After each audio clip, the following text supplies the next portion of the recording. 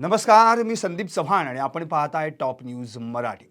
सध्या संपूर्ण जगात एकच चर्चा आहे की भारत कोणत्याही क्षणी पाकिस्तानवर हल्ला करू शकतं आणि पाकिस्तानचं कंबरडं मोडू शकतं.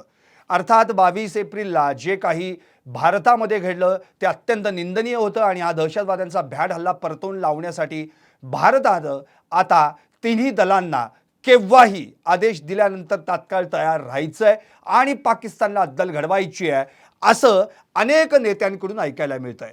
पण गेली 10-12 दिवस आपण केवळ भारत युद्धाची तयारीच करतोय इथपर्यंत चर्चा आहे, ती काही पुढे सरकत नाहीये. प्रत्यक्षात भारत पाकिस्तानवर हल्ला करणार का? बरं, करणार असेल तर तो कधी करणार?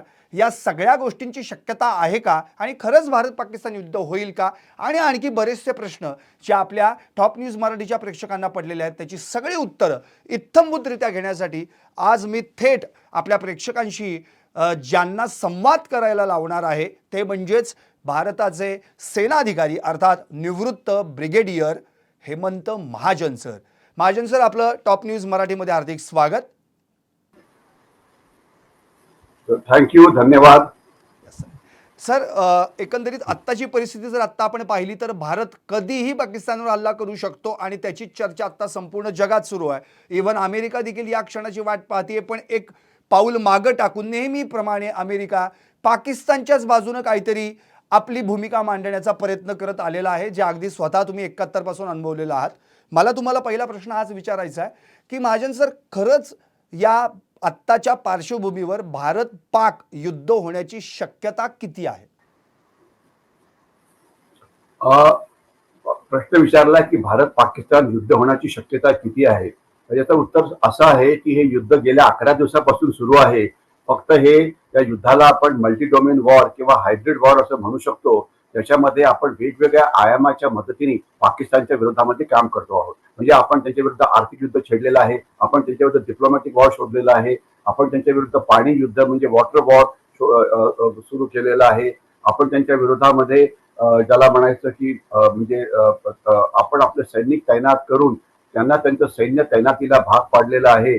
ज्याच्यामुळे ते त्यांची जसं एक उदाहरण द्यायचं म्हटलं म्हणजे की त्याचे लाहोर आणि रावळपिंडीचे जे हवाई अड्डे आहे त्या हवाई अड्ड्याची जी सीमेमध्ये आता कुठल्याही इतर सिव्हिल जहाजांना यायला अलाउड नाहीये आणि तिथे पाकिस्तानी सैन्याची जी विमानं आहेत ती घिरट्या घालतायत. म्हणजे ज्याला आम्ही इंग्लिशमध्ये म्हणतो मल्टी डोमेन वॉर किंवा हायब्रिड वॉर, हे आपण 22 एप्रिलला हा हल्ला झाला होता, त्यानंतर हे लगेचच सुरू झालेलं आहे. परंतु ज्यावेळी तुम्ही युद्ध म्हणता, म्हणजे जेव्हा सामान्य माणसांना युद्ध म्हणजे त्यांना वाटतं की फक्त बंदुकीचं युद्ध, तर या युद्धाच्या आधी सुरुवात अनेक गोष्टींनी केली जाते, तर ती सुरू झालेली आहे. तुम्हाला विचारायचं की पारंपरिक युद्ध म्हणजे ज्याच्याचे हल्ले प्रत्यक्ष हल्ले होतात तर ते केव्हा सुरू होणार आहे. असं समजू नका की आपण हातावरती हात बसलेलो आहोत. आपण एक अतिशय पद्धतशीरपणे पाकिस्तानला मल्टी फ्रंट वॉर मध्ये गुंतवलेलं आहे आणि याच्याशिवाय पाकिस्तानला आपण एकाच वेळेला थ्री फ्रंट आघाड्यावरती लढायला भाग पडतोय. हे थ्री फ्रंट आघाड्या कुठल्या आहेत? तर पहिल्या आघाडीवरती पाकिस्तान हे भारताच्या सीमेवरती लढतं आहे, दुसऱ्या आघाडीवरती पाकिस्तान हे अफगाणिस्तानशी लढतं आहे आणि त्या स्थितीत काय चाललंय आपण बोलू शकतो. आणि तिसरी आघाडी म्हणजे त्यांच्या अंतर्गत सुरक्षेची जी आव्हान इतकं बिकट झालेलं आहे की ते बलुचिस्तान मध्ये लढत आहेत, जे वझिरिस्तान म्हणजे नॉर्थ वेस्ट फ्रंटियर प्रॉव्हिन्स मध्ये लढत आहेत. आणि आज जवळजवळ 45 ते 50% पाकिस्तानी सैन्य आहे हे दहशतवादी विरोधी अभियान करत आहेत केवळ बलुचिस्तानमध्ये. वझिरिस्तान म्हणजे नॉर्थ वेस्ट फ्रंटियर प्रॉव्हिन्स किंवा ज्याला खैबर पख्तूनख्वा म्हटलं जातं तिथे. आणि याच्याशिवाय तेहरीक तालिबान पाकिस्तान जे हल्ले करतात अफगाणिस्तान मधून पाकिस्तानवरती, तिथे लढतं आहे. आणि प्लस जे चायना पाकिस्तान इकॉनॉमिक कॉरिडॉर नावाचा जो प्रकार आहे, जवळजवळ 4,500 किलोमीटरचा रस्ता आहे, जो बॉर्डर बंदरातून सुरू होतो आणि मग तो बलुचिस्तान मधून पीओके मधून गिलगिट बाल्टिस्तान मधून तो जातो शिनजियांग प्रांतामध्ये पाकिस्तानच्या. तर या रस्त्याचं रक्षण करण्याकरता पाकिस्तानने जवळजवळ 3 डिव्हिजन सैन्य तैनात केलं. 3 डिव्हिजन म्हणजे एका डिव्हिजन मध्ये आमतौर पर 20,000 सैन्य समजलं, 50,000 सैन्य तैनात झालंय. म्हणजे पाकिस्तानी सैन्य भारताने त्यांना युद्धाच्या धमक्या दिल्या वगैरे आणि आपल्या सैन्याची हालचाल केली, तर त्यामुळे घाईघाईने पाकिस्तानने जे आपलं सैन्य होतं जे बलुचिस्तान मध्ये होतं आणि वझिरिस्तान मध्ये होतं तिथून त्यांना हलवून भारताच्या सीमेकडे आणायला सुरुवात केली. आणि माफ करा, याच्यामुळे झालं काय, तर याच्यामुळे बलुचिस्तानमध्ये सैन्याची जी डेन्सिटी होती, त्याला घनता म्हणतात, ती कमी झाली. आणि त्याच्यामुळे बलुची लिबरेशन आर्मी आणि जे इतर गट स्वतंत्रता मागतायत त्यांचे हल्ले वाढलेले आहेत. आणि आपण बघितलं तर गेल्या 3-4 दिवसामध्ये जवळजवळ एक 20हून जास्त पाकिस्तानी सैनिक या भागामध्ये मारले गेलेले आहेत. तर म्हणजे हे सामान्य माणसांना हे कळत नाही, मीडियातल्या काही जणांना ते कळत नाही की आपण हे मल्टी डोमेन युद्ध किंवा विविध आघाडीवरती युद्ध हे सुरू केलेलं आहे आणि त्याचा पाकिस्तानच्या आर्थिक व्यवस्थेवरती पुष्कळ परिणाम होतो आहे. पण हा एक तो नेमका कसा परिणाम होतोय आणि किती सिव्हिअर आहे हा एक वेगळा मुद्दा असू शकतो, त्याच्यावरती आपण बोलू शकतो. पण मनातलं ही कल्पना काढून टाका की आपण नुसते हातावर हात ठेवून बसतोय, युद्ध काही होणार नाही आणि काही झालेलं नाहीये. पाकिस्तानची हालात आज मला वाटतं म्हणजे आज 11वा दिवस आहे पाकिस्तान दहशतवादी हल्ला झाल्यानंतर. तर त्यांच्या अर्थव्यवस्थेवर प्रचंड ताण पडलेला आहे आणि तो कसा ताण पडलेला आहे आणि ते सहन करू शकतील की नाही, की त्यांना अजून जास्त प्रॉब्लेम होतील, या विषयावरती आपण वेगळं बोलू शकतो. संदीपजी. नक्कीच. खरं म्हणजे आत्ताच आपल्याला महाजन सरांनी खरं म्हणजे माझ्या सर्व प्रेक्षकांना हे सांगायचं आहे, की कोण म्हणते युद्ध सुरू झालेलं नाही. युद्ध ऑलरेडी सुरू झालेलं आहे. ज्याला मल्टीफ्रंट वॉर म्हणू किंवा हायब्रिड वॉर म्हणू. आणि आपण पाकिस्तानशी तर वेगवेगळ्या पातळीवर युद्ध सुरू केलेलं आहे. मग ते वॉटर वॉर असेल, इकॉनॉमिक वॉर असेल किंवा त्याच जोडीला थ्रेट वॉर देखील, कारण की आता त्यांची विमानं देखील बॉर्डरवर देखील घिरट्या घालत आहेत. महाजन सरांनी अतिशय अचूकरित्या आपल्याला स्पष्टपणे क्लिअर केलेलं आहे की पाकिस्तानशी युद्ध करणं म्हणजे केवळ पारंपरिक युद्ध जे आपण नेहमी बॉम्ब हल्ले वगैरे बघतो ते युद्ध तर प्रत्यक्षात सुरू होईलच, पण आता मात्र पाकिस्तानला आपण वेगवेगळे मल्टीफ्रंट वॉरच्या माध्यमातून जेरीस आणलेलं आहे. सगळ्या प्रेक्षकांना मला इतकंच सांगायचं आहे की महाजन सर यांनी प्रत्यक्ष ते एक उत्तम लेखक देखील आहेत. राष्ट्रीय सुरक्षेविषयीचं त्यांचं लेखन, त्यांची तळमळ आणि कळकळ आपण त्यांची पुस्तकं वाचल्यानंतर नक्कीच कळू शकेल. त्यामध्ये त्यांनी भारताची सागरी सुरक्षा भाग 1, 2, 3 मध्ये लेखन केलेलं आहे. शिवाय आव्हान भारताच्या बाह्य सुरक्षेचे, बांगलादेशची घुसखोरी, शिवाय माओवाद्यांचं आव्हान, अशी विविध पुस्तकं त्यांनी लिहिलेली आहेत. प्रत्यक्षात त्यांचं जे कार्य आहे आणि त्यांचं लेखन याच्यात कुठेही वेगळेपण तुम्हाला जाणवणार नाही. कायम अतिशय रोखठोक आणि परखड लेखन करणारे हेमंत महाजन आज आपल्यासोबत जोडले गेलेले. त्यामुळे मला देखील उत्सुकता आहे तुमच्या इतकीच त्यांना आणखी वेगवेगळे प्रश्न विचारण्याची. सर, आत्ताच तुम्ही सांगितलं की आपण पारंपरिक युद्ध, जी सर्वसामान्य जनता नेहमी म्हणत असते की असं असं युद्ध होतं, कारण की जनतेनं 65चं युद्ध बघितलंय, 71चं बघितलंय, कारगिल बघितलंय किंवा आता सर्जिकल स्ट्राईक असेल किंवा आपण एअरफोर्स त्या माध्यमातून आपण एअर स्ट्राईक बघितला. पण प्रश्न हा पडलेला आहे की भारताचे जे तिन्ही सैन्य दल आहेत, मग हवाई असेल, नौदल असेल आणि लष्कर असेल, या तिन्ही सैन्य दलांची ताकद एकाच वेळी वापरून पाकिस्तानचा कोंडमारा भारत करू शकतं का? तिन्ही दलाची ताकद एकत्र वापरून आपण पाकिस्तानला कसं धडा शिकवू शकतो हा प्रश्न आहे तुमचा. मी आपल्याला सांगू इच्छितो की हे वापरणं सुरू झालेलं आहे. मी एक तुम्हाला उदाहरण देतो की आता पाकिस्तानला असं वाटतंय की जो भारताचा जो हवाई हल्ला आहे हा कधी पण होईल. आणि तुम्हाला आठवत असेल माफ करा की 3 दिवसापूर्वी अचानक रात्री 2 वाजता पाकिस्ताननी एक न्यूज कॉन्फरन्स घेतली आणि सांगण्याचा प्रयत्न केला की आमच्यावरती हवाई हल्ला होतो आहे. म्हणजे रात्री 2 वाजता कधी कॉन्फरन्स केल्याचं कधी मला इतिहासामध्ये कधीही आठवत नाहीये. त्याला त्याची भीती वाटते. तर त्याच्यामुळे काय होतं आहे, तर त्याच्यामुळे पाकिस्ताननी आपल्या हवाई दलाला हाय अलर्ट वरती ठेवलाय. हाय अलर्ट वरती म्हणजे काय, थोडस मला वेळ किती मला माहिती नाहीये, पण तुम्हाला मी सांगण्याचा प्रयत्न करतो की जे पाकिस्तानची जी लढाऊ विमानं असतात त्याला 3 प्रकारचे अलर्ट दिले जातात की हल्ला होणार आहे. तर एक अलर्ट म्हणजे त्यांचं लढाऊ विमान हे धावपट्टीवरती उभं असतं आणि गरज पडली तर तो पायलट पळत पळत त्याच्या रूम मधनं येईल, विमानात बसला आणि ते विमान टेक ऑफ करेल. त्याला एक 5-6 मिनिटं वेळ लागू शकतो. दुसरं असं असतं की पायलट जो असतो तो कॉकपिट मध्ये म्हणजे विमानाच्या आत बसलेला असतो. जर हल्ल्याची खबर मिळाली तर तो इंजिन ऑन करून पुढच्या 3 मिनिटांमध्ये टेक ऑफ करू शकतो. आणि जे सर्वात जास्त हाय अलर्ट आहे तो म्हणजे तो पहिलेच आकाशामध्ये आहे, आकाशामध्ये पेट्रोलिंग घालतो आहे. तर त्याला कॉम्बॅट एअर पेट्रोल म्हटलं जातं की ज्या वेळेला हल्ला अतिशय इमिनंट आहे. आणि सध्या पाकिस्तानचं एअरफोर्स रावळपिंडी आणि लाहोर या 2 एअरपोर्ट वरती कॉम्बॅट एअर पेट्रोल करत आहे. याचा अर्थ काय होतो की ते विमान तिथे घिरट्या मारत आहे, तर त्याच्यामुळे त्या विमानाचं लाईफ कमी होतं, प्रचंड खर्च होतो इंजिनाचा आणि पायलट जो तिथे 3 किंवा 4 तास अशा प्रकारच्या घेतल्या मारू शकतो, हे त्यांचं एन्ड्युरन्स समजलं जातं, तर त्याच्यात तो थकतो. आणि हे जर तुम्ही गेले 9-10 दिवस करत असाल तर तुम्ही कॅल्क्युलेशन करू शकता की त्यांचे पायलट किती थकले असतील, त्यांनी इंधन किती केलं असेल, त्यांच्यावरती आर्थिक किती परिणाम पडला असेल.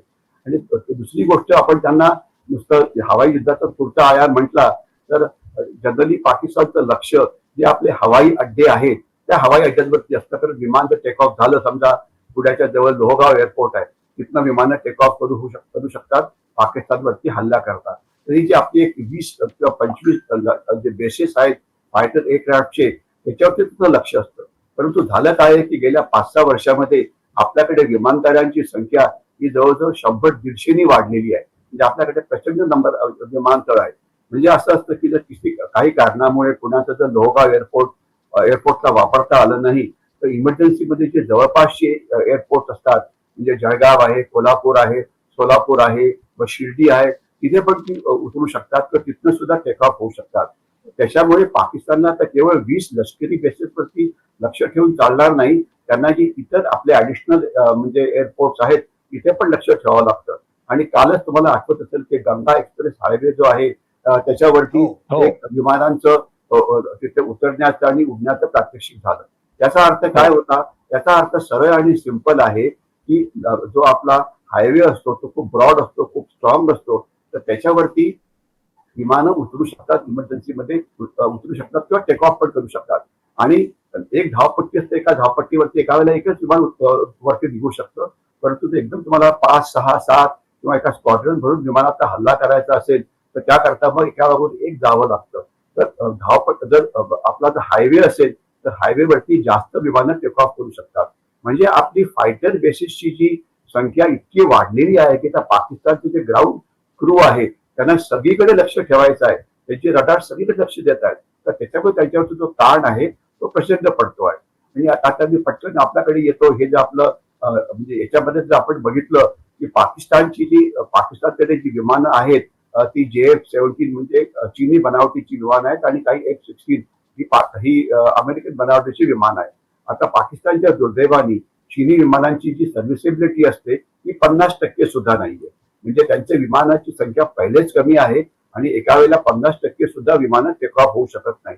तर त्याच्यामुळे आता पाकिस्तानला वाटतं भीती वाटायला लागली की हल्ला होईल, तर त्यांनी आता मोठ्या संख्येमध्ये चीनमधून नवीन विमानं खरेदी करण्याचा प्रस्ताव ठेवलेला आहे आणि चीनची मदत घेऊन ते आपल्या विमानांचं रिपेअर करतायत.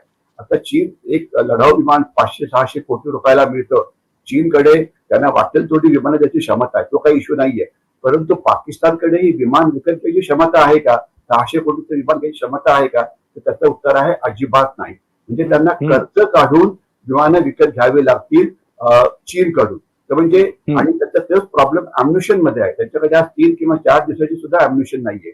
आता भारतीय सैन्याची तैनाती झाल्यामुळे गेले म्हणजे 23 तारखेपासून ते LOC वरती जोरदार फायर करतायत. तर त्याच्यामुळे आपल्या अनेक नागरिकांना वाटते की ते फायर करतात, आपल्याला त्रास देतात, आपण काय करतोय? आता त्यांचं अम्बिशन बर्बाद होत आहे. कारण त्यांना आपल्याला ती इशारा देतात की तुम्ही तिकडे हल्ला करू नका.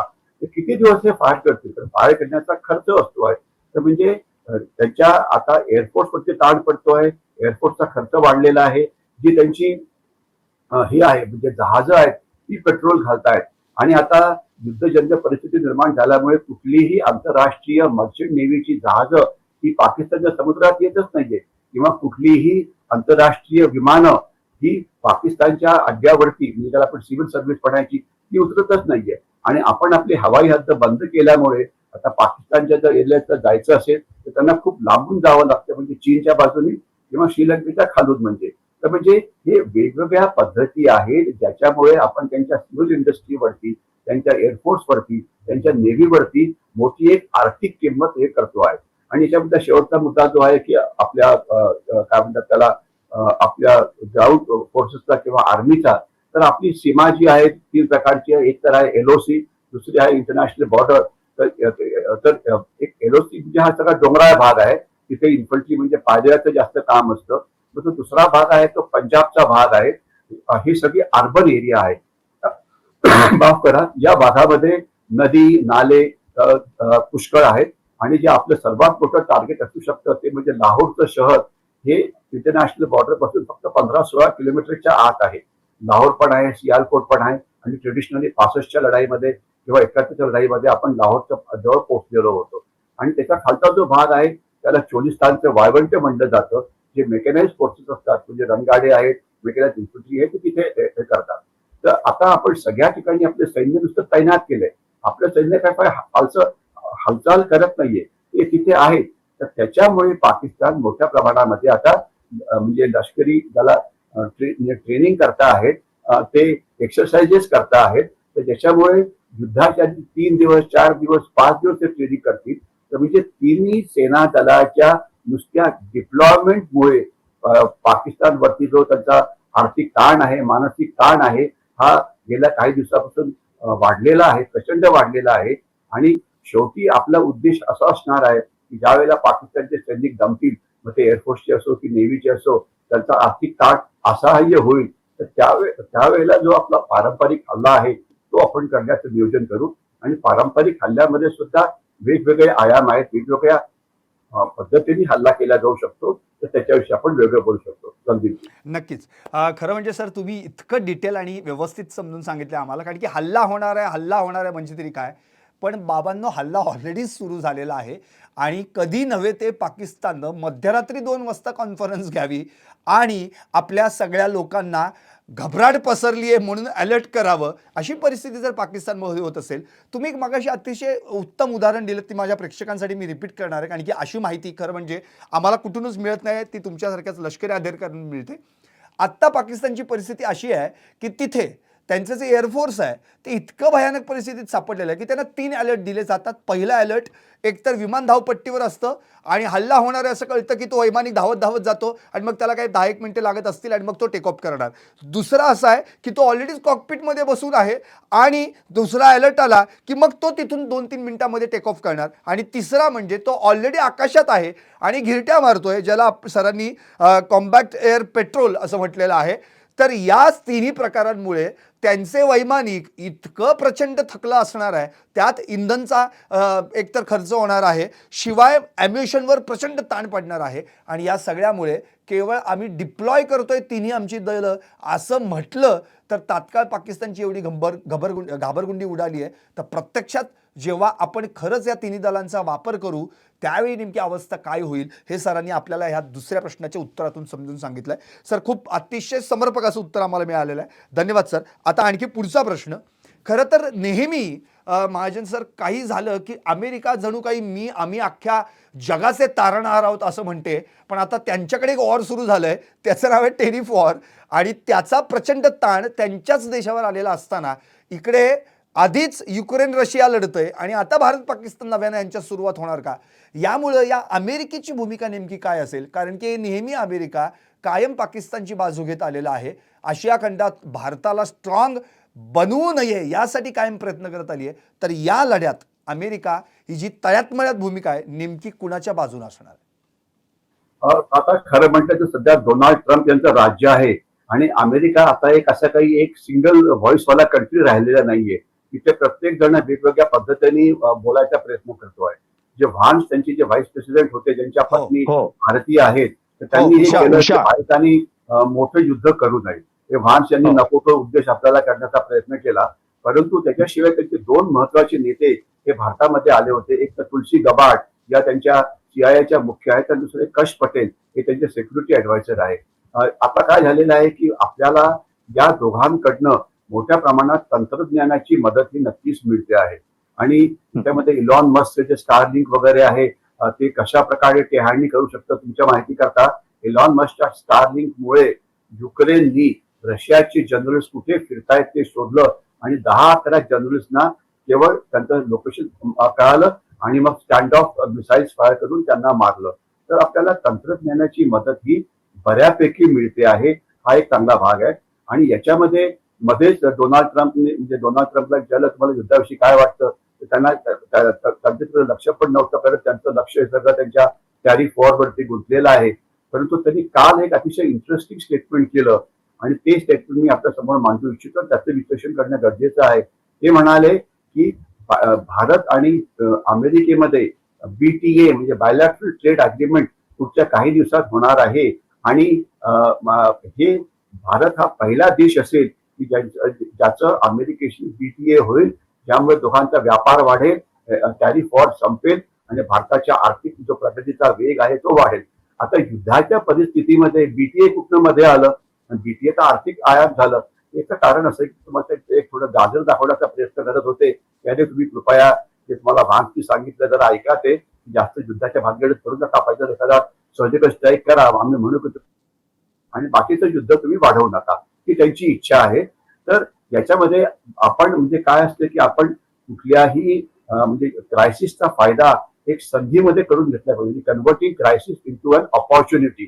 तर म्हणजे या युद्धाचं भय दाखवून आपण लवकरात लवकर ही बीटीए म्हणजे बायलॅटरल ट्रेड अग्रीमेंट जे होणार आहे युएसएशी, ते लवकर करायला पाहिजे, ज्यामुळे आपली आर्थिक प्रगती ही अतिशय वेगाने होईल.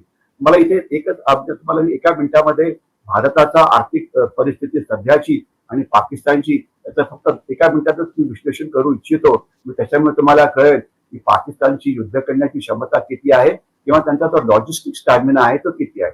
भारताची जे ऍव्हरेज ग्रोथ आता 6.4% एवढी होणार आहे असं म्हटलं जातं. हे जे फायनान्शियल इन्स्टिट्यूशन परत गेलं होतं आपल्या स्टॉक मार्केटमध्ये, ते परत आलेलं आहे, त्याचं मार्केट वाढायला लागलेलं आहे. जीएसटी कलेक्शन हे हायएस्ट लेवलला आहे. म्हणजे भारताची अर्थव्यवस्था पुन्हा एका वेगाने वाढण्याच्या अवस्थेमध्ये आहे. आणि याच वेळेला पाकिस्तानची अर्थव्यवस्था काय आहे, त्यांच्या म्हणजे पहिले 2.7 जीडीपी वाढणार होती, ती आता 2.4 वरती आलेली आहे. आणि त्यांना आता IMF म्हणजे इंटरनॅशनल मॉनिटरी फंड जो आहे, त्यांना मला वाटतं 25वे कर्ज देणार आहे.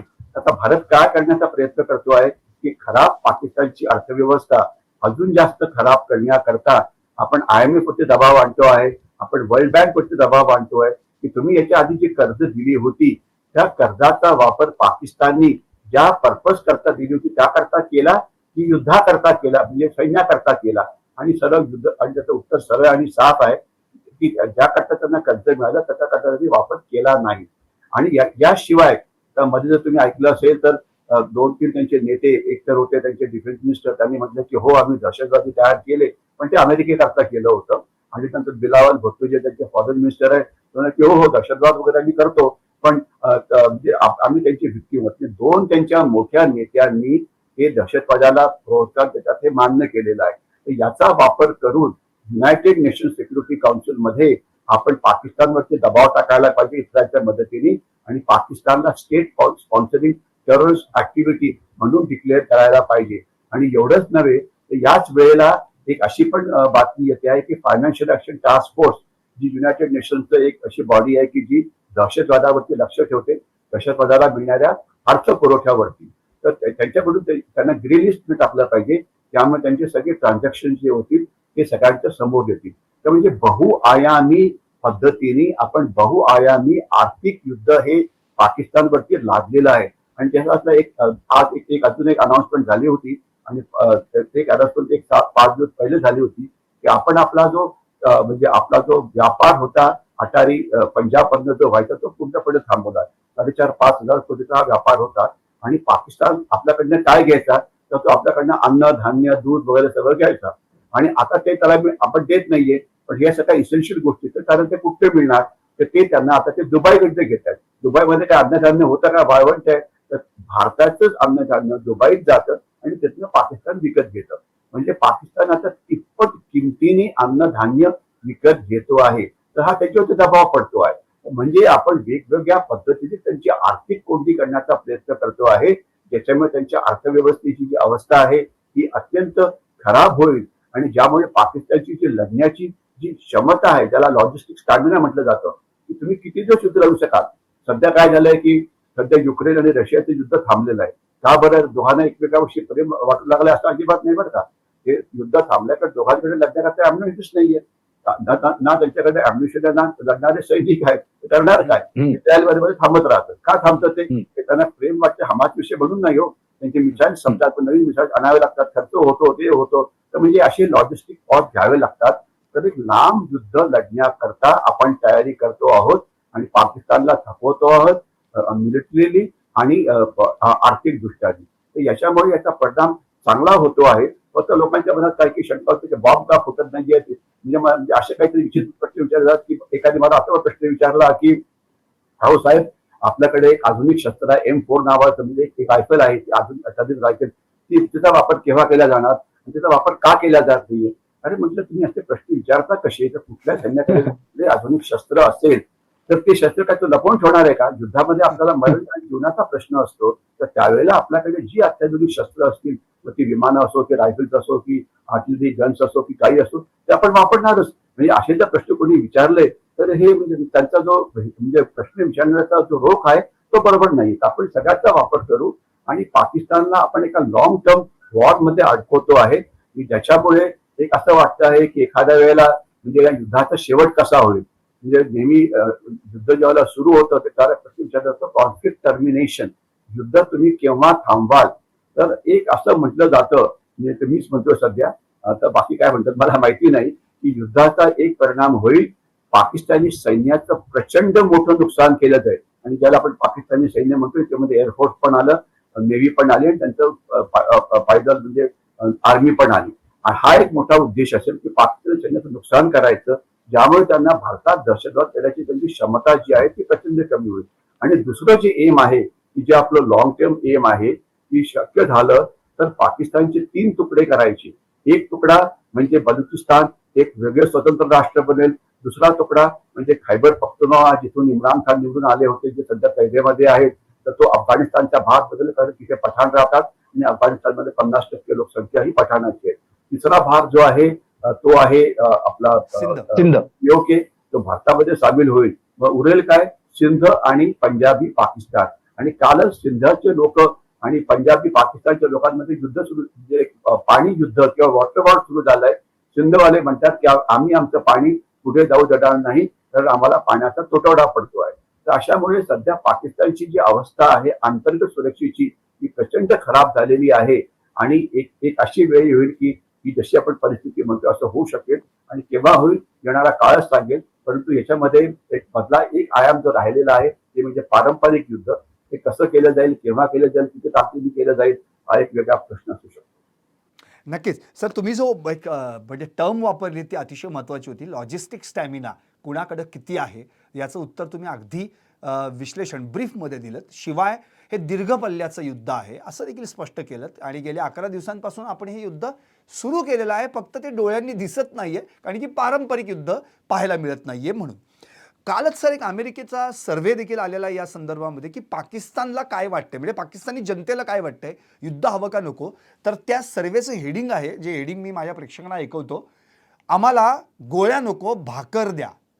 याचाच अर्थ पाकिस्तानची परिस्थिती इतकी वाईट आहे की निम्म्याहून जास्त टक्क्याच्या लोकांना खरं म्हणजे युद्ध नकोच आहे. ही युद्धाची खुमखुमी आणि फुरफुरी तिथल्या नेत्यांनाच फक्त, आणि बाकीच्या या सगळ्या लष्करी जे काही आसिफ मुनीर वगैरे जे कोण आहेत हे सगळे लष्कर प्रमुख यांनाच दिसते. याच्यापेक्षा काही नाही आहे, कारण की युद्ध कुणालाच नको असतं, कुठल्याही जनतेला युद्ध नको असतो. आपण युद्ध हवंय किंवा आपली जनता युद्ध कधी होणार असं विचारते, त्याचं मागचं कारण की because now we are victims, आपल्यावर हल्ला झालाय म्हणून आपण असं बोलतोय. खरं म्हणजे सर आणखी एक महत्त्वाचा मुद्दा, म्हणजे मला एक प्रश्न विचारायचा आहे जो फार महत्त्वाचा आहे, जो आत्ता तुम्ही उत्तर दिलंच त्याचं, पण आणखी थोडंसं डीपमध्ये, जसं अमेरिका देखील कधी ना कधी पाकिस्तानची बाजू घेऊनच बोलत असतं, तसं एक चीन आहे, म्हणजे तो आपला एक शत्रूच आपल्या सीमेलगतचा. जसं पाकिस्तान आपलं अवघड जागेवरचं दुखणं आहे, तसंच हा पण एक अवघड जागेवरचं दुखणंच म्हणावं लागेल चीन म्हणजे. पण चीनची नेमकी भूमिका काय असणार आहे, म्हणजे प्रत्यक्षात सक्रिय होऊन या युद्धात चीन उतरेल का पाकिस्तानला मागच्या दारानं मदत करेल?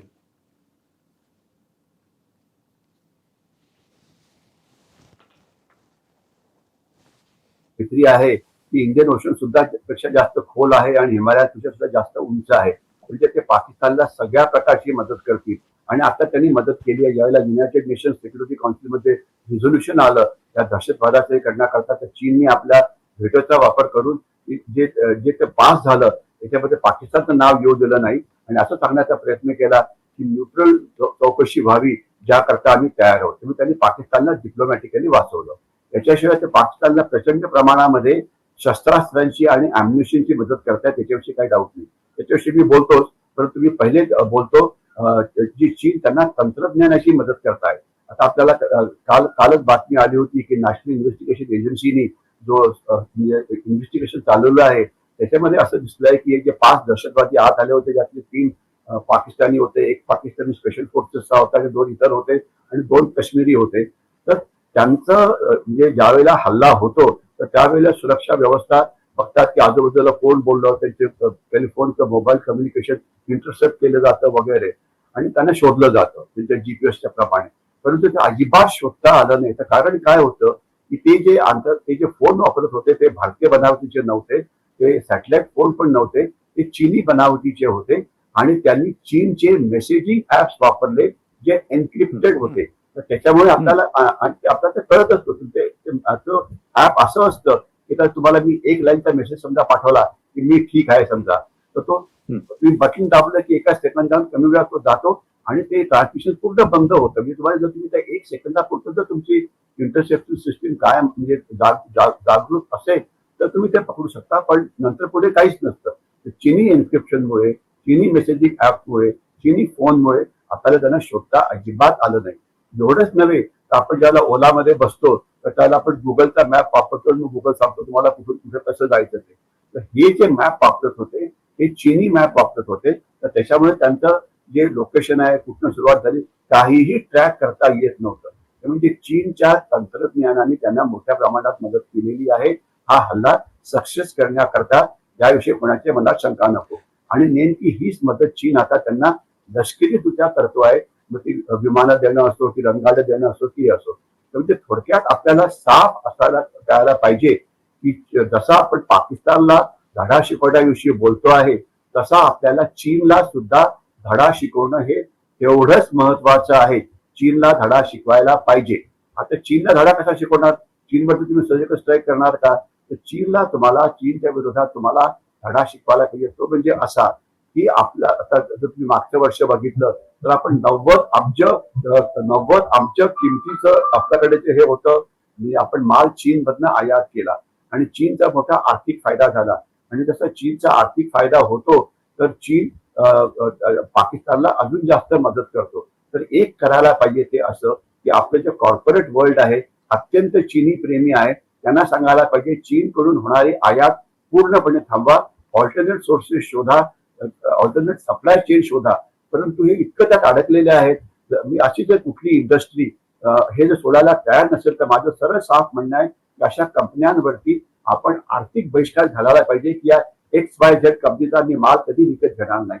आणि जो पण सामान्य माणसाचा प्रश्न आहे त्यांनी चीनी बनावटीचे मोबाईल असो की लॅपटॉप असो की काही असो, आज सुद्धा आपण 30 ते 40% जे आपले इलेक्ट्रॉनिक डिव्हायसेस आहेत हे चीनी बनावटीचे आहेत. सरकार प्रयत्न करते आहे की चीनचा जो स्ट्रँगल होल्ड आपल्या मार्केटवरती आहे तो कमी करायचा, पण तो कमी होतच नाहीये.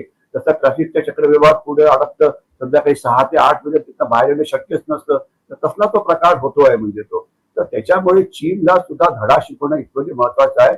आणि चीनला फक्त आर्थिक हे कळतं, तर त्यांच्याशी व्यापार कमी करून आपण इतरांशी व्यापार वाढवायला पाहिजे, ऑल्टरनेट चेंज करायला पाहिजे.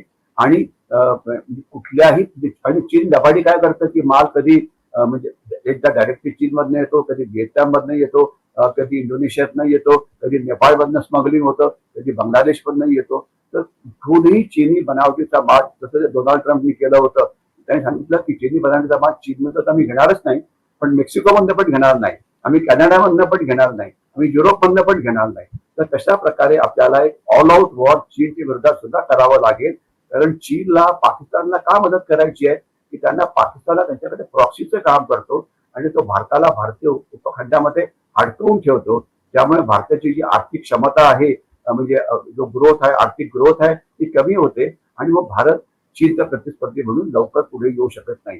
परंतु चीनची सुद्धा आता आर्थिक परिस्थिती सध्या खराब आहे, तर रिअल इस्टेट सेक्टर खाली गेलेलं आहे, टेक्नॉलॉजिकल सेक्टर खाली गेलेलं तर वेगळाच विषय होईल. परंतु चीनला सुद्धा धडा शिकवणं हे तेवढंच महत्वाचं आहे. हा मेसेज मी आपल्यातून सगळ्यांना देऊ इच्छितो आणि चीनवरती पण लक्ष जरूर केंद्रित करा. संदीप. नक्कीच सर, कारण म्हणजे चीनला धडा शिकवणं अत्यंत गरजेचं आहे. मग तो इकॉनॉमिकली असेल किंवा आपण जे कॉर्पोरेट वर्ल्ड आहे त्या माध्यमातून देखील आपण त्याच्यावर कसा ताण आणू शकतो या ठिकाणी तुम्ही स्पष्ट केलं.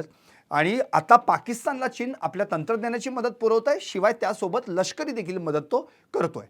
पण मला आता सर एक आणखी तुझा प्रश्न जो प्रेक्षकांच्या कायम मनात आहे की नेमकं भारत पाकिस्तानवर हल्ला करणार म्हणजे कोणते ऑप्शन्स वापरणार? मग तो सर्जिकल स्ट्राईक करणार आहे का, border to border neck to neck लढणार आहे का, मग पुन्हा एकदा एअर स्ट्राईक?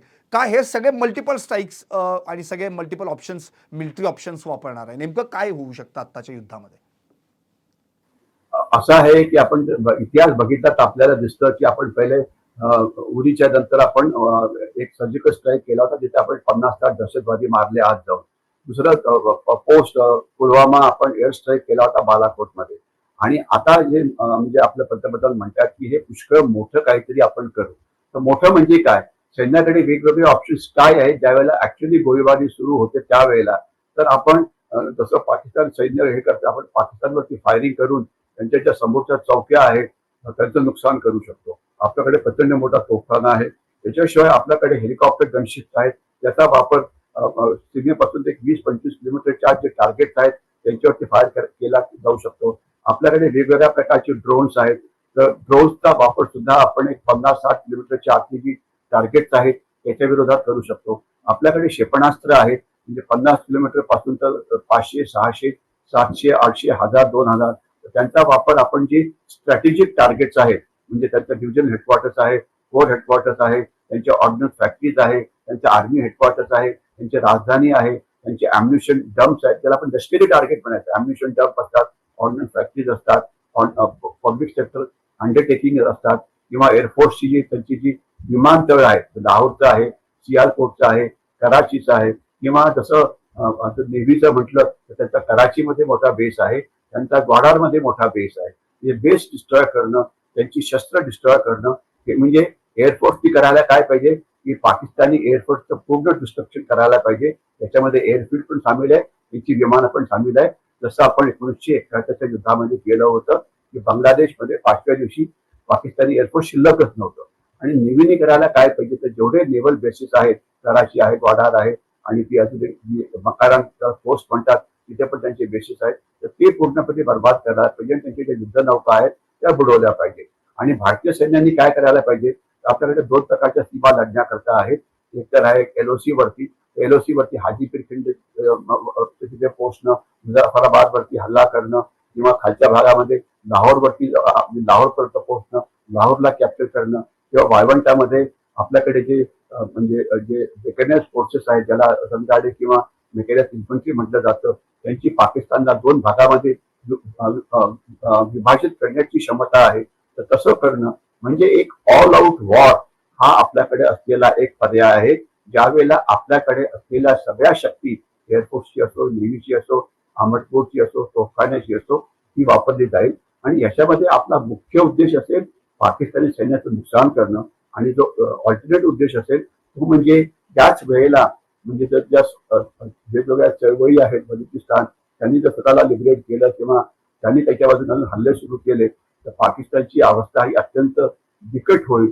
तर हे सगळे पर्याय आपल्याकडे अवेलेबल आहेत आणि योग्य वेळी हे पर्याय केलेच जातील. कारण हे जे 2 छोटे पर्याय आपण वापरले होते, पोस्ट पुलवामा आणि पोस्ट उरी, तर त्याचा जो इफेक्ट आहे तो पाकिस्तानवरती थोडा वेळ टिकला. आणि पाकिस्तानची परिस्थिती गंभीर झाल्यामुळे त्यांच्या सैन्याला वाटलं की काश्मीरमध्ये जाऊन हल्ला करावा, ज्यामुळे पाकिस्तानी जनतेचं लक्ष त्यांच्या आत असलेल्या प्रॉब्लेम्सवरनं हटेल आणि ते लक्ष कुठे जाईल तर काश्मीरवरती. कारण तिथे कुठलाही प्रॉब्लेम झाला तर काश्मीरचा मुद्दा आला की पाकिस्तानी एकत्र येतात आणि सैन्याच्या विरोधात बोलत नाही, आणि जे राष्ट्रीय विरोधात ते सुद्धा बोलत नाही.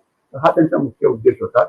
पारंपरिक हल्ला हा होणारच आहे, परंतु त्याला आपण आपली टाइम ऑफ वेळ शोधू, टार्गेट शोधू आणि ऑल आउट हल्ला होईल. आणि इथे मी आपल्याला एक अजून एक म्हणजे उदाहरण देऊ इच्छितो. तो प्रचंड मोठा पारंपरिक हल्ला आपण 1971 मध्ये केला होता. आपल्याला आठवत असेल की एप्रिलच्या महिन्यामध्ये श्रीमती इंदिरा गांधींनी जे सैन्य प्रमुख होते साहेब मानेकशॉ, त्यांना म्हटलं होतं की युद्ध सुरू करा, कारण आम्हाला परिस्थिती असह्य झालेली आहे.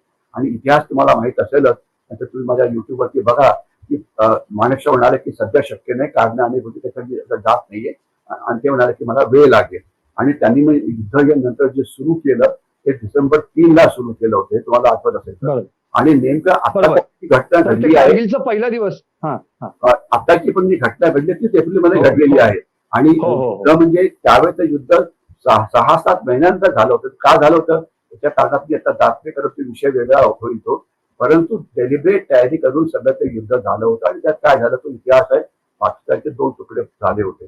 तर ही वेळ, ही जी टाइम फ्रेम आहे बांगलादेश सारखी इतकी लांब असेल की थोडी जवळ असेल की थोडी कमी असेल, याचं उत्तर आपल्याला येणाऱ्या काळामध्ये मिळेलच. परंतु मला एवढं सांगता येईल की माझा जे आपलं लष्करी नेतृत्व आहे सध्या द्विवेदी त्याचे मुख्य आहेत, त्यांच्यावरती पूर्ण विश्वास आहे आणि मला खात्री आहे की प्रोफेशनली काही काही गोष्टी डिस्कस केल्या जातात, काही काही ओपन डोमेन मध्ये येतात, काही काही येत नाही. परंतु योग्य संधीचा फायदा घेऊन एक मोठी कारवाई केली जाईल की जी उरीपेक्षा जास्त असेल, बालाकोटपेक्षा जास्त असेल आणि ज्यामुळे पाकिस्तान सैन्याचं प्रचंड मोठं नुकसान होईल. यस सर, अगदी शेवटचे 2 प्रश्न फक्त, अगदी शेवटचे. मला असं म्हणायचं की पाकिस्तान नेहमी आता अणुबॉम्ब हल्ल्याचं आपल्याला पोकळ धमक्या देत असतं आणि मग क्षेपणास्त्र आम्ही काय फक्त शोपीसमध्ये ठेवली आहेत का? आमच्याकडे घोरी आहे, आमच्याकडे गजनवी आहे, आमच्याकडे शाहीन आहे वगैरे. अशा जे काही बाता मारतं पाकिस्तान, आपल्याला फक्त मला अगदी थोडक्यात तुमच्याकडून उत्तर हवं आहे की आपली जी क्षेपणास्त्र आहेत, मग शौर्य असेल, ब्रह्मोस असेल, प्रलय असेल आणि ही पाकिस्तानची क्षेपणास्त्र आहेत, याच्यात काय डिफरन्स आहे, याच्यात प्रत्येकाची काय क्षमता आहे, एकमेकांच्या तुलनेत ती कशी आहेत?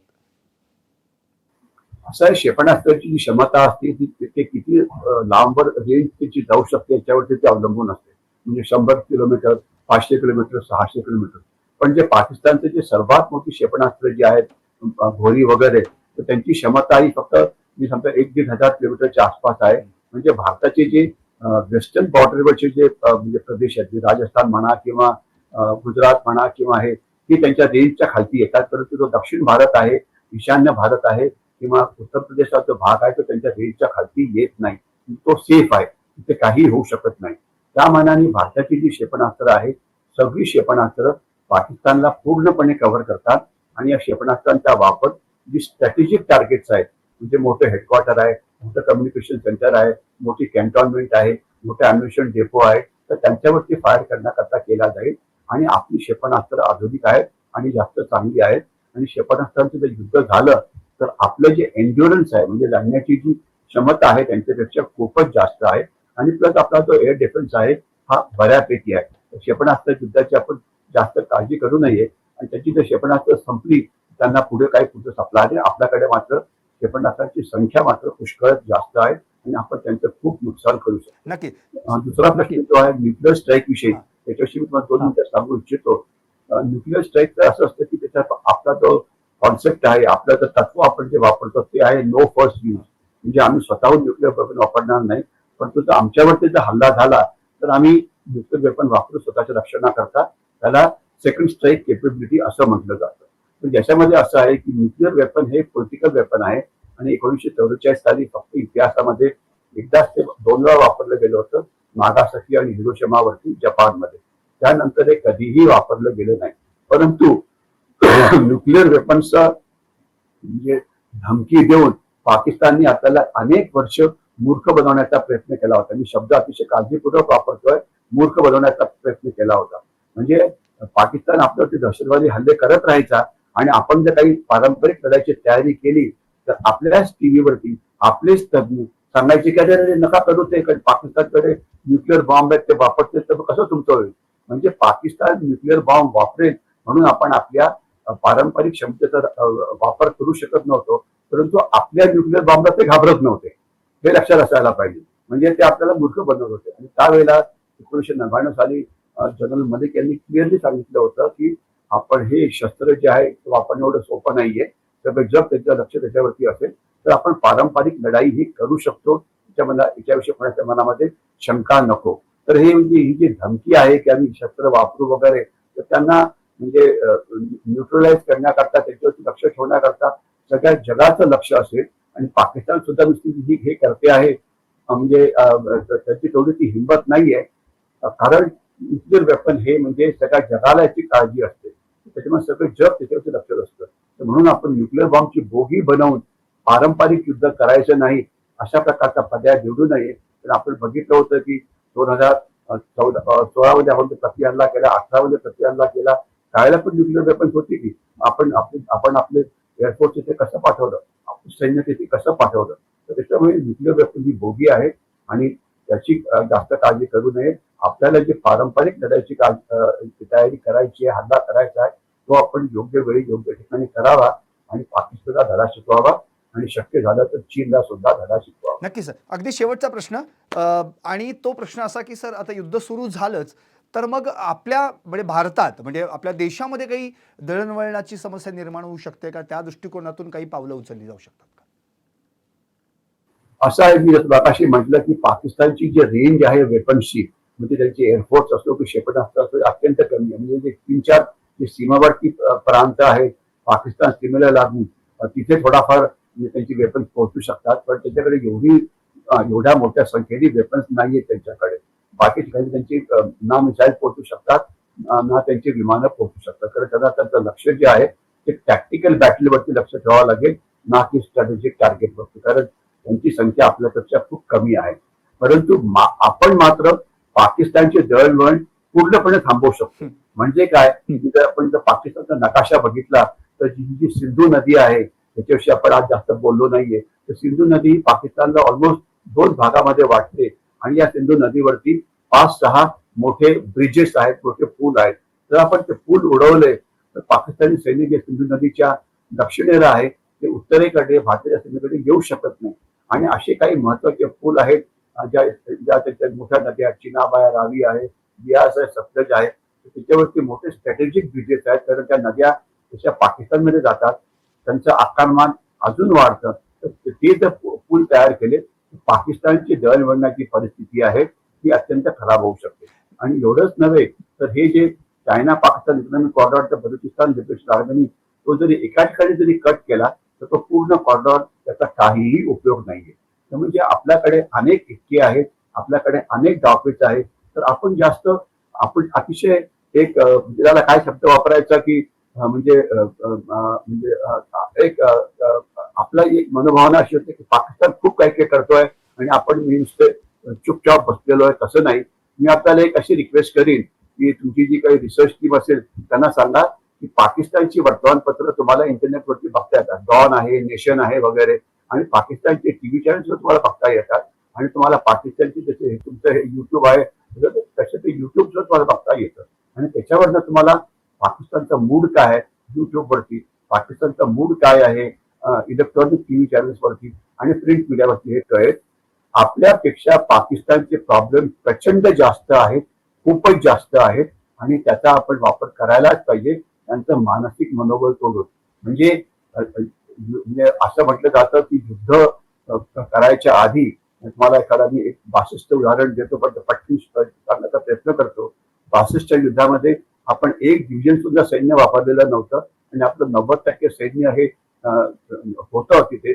पण आपल्या जे राजकीय नेतृत्व होतं ते एकदम मानसिक पराभव झाला की आपण हरलो.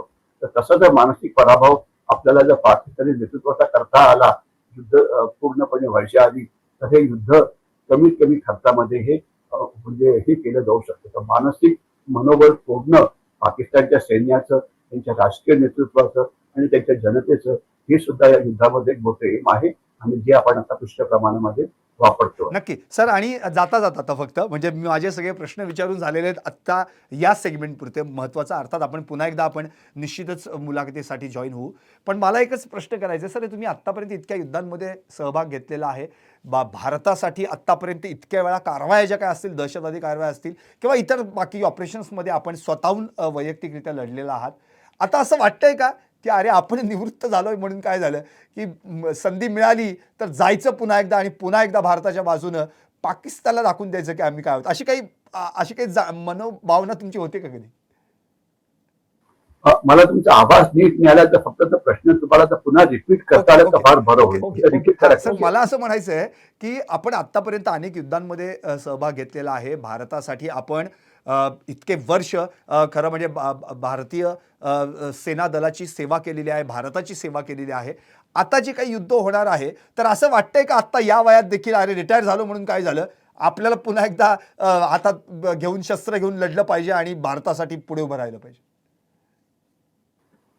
असं आहे की एक एक म्हण असते की once a soldier always a soldier. म्हणजे आज एक्झॅक्टली. मी मराठा रेजिमेंट मध्ये असल्यामुळे आमचे असे अनेक ग्रुप्स आहेत त्याच्यावरती सगळ्या चर्चा चालतात.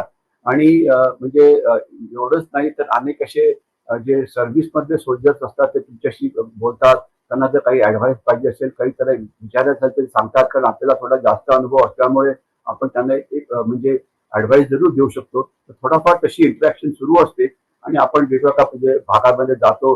तिथे लोकांना आपला म्हणजे आपले खूप ज्युनियर होते त्यांना भेटतो वगैरे.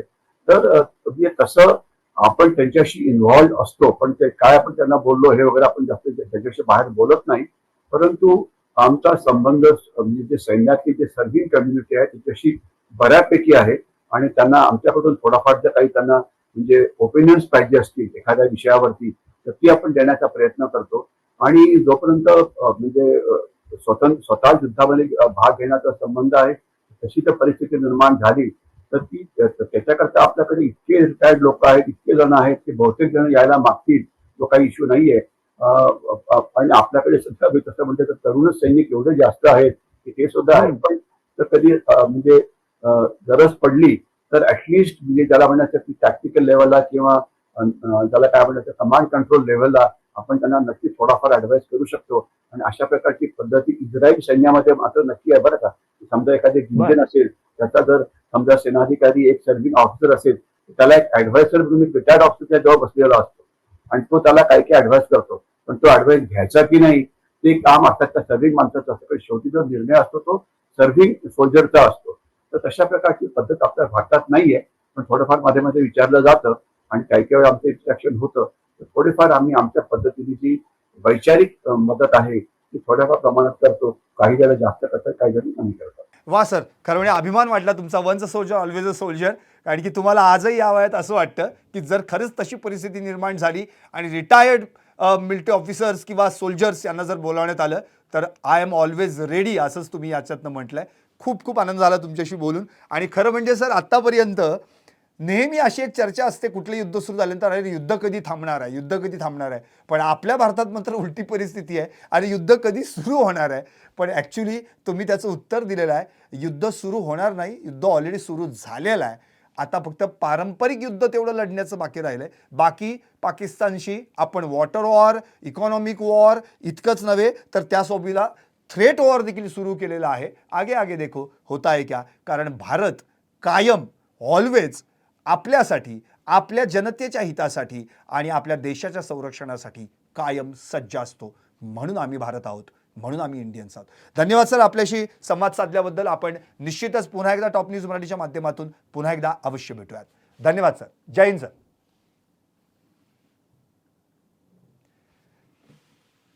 तर हे होते निवृत्त ब्रिगेडियर अर्थातच हेमंत महाजन सर, ज्यांनी त्यांच्या आत्तापर्यंतचा सगळ्या युद्धाचा अनुभव तर सांगितलाच, शिवाय आत्ता आपण पाकिस्तानला कसं नामोहरम करू शकतो आणि पाकिस्तानच्या कितीतरी पटीनं भारताची किती क्षमता आणि किती ताकद आहे हे त्यांनी स्पष्टपणे सांगितलेलं आहे. त्यामुळे जनतेनं असं हडबडून जाऊ नये. ऑलरेडी आपण युद्ध केव्हाच सुरू केलेलं आहे. राहिलंय पारंपरिक युद्ध.